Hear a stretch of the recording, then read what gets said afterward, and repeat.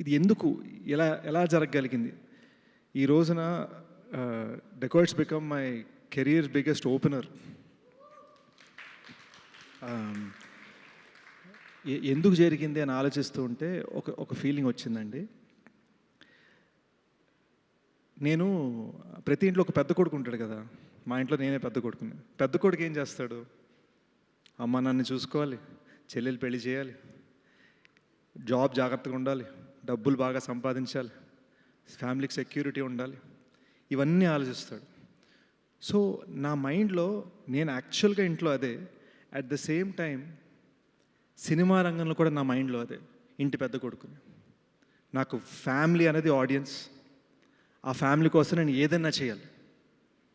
అమ్మా నాన్నది నాతో కొలాబరేటర్స్, వాళ్ళ కోసం నేను ఏదైనా చేయాలి.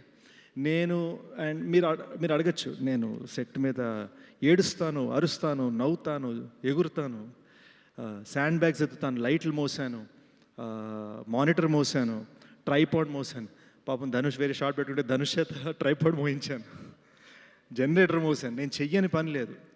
దీనికి రీజన్ ఏంటంటే మన ఫ్యామిలీని చూసుకోవాలి, ప్రాణం పెట్టేయాలి. వేరే దారి లేదు, వేరే పని రాదు, వేరే మెథడ్ తెలియదు.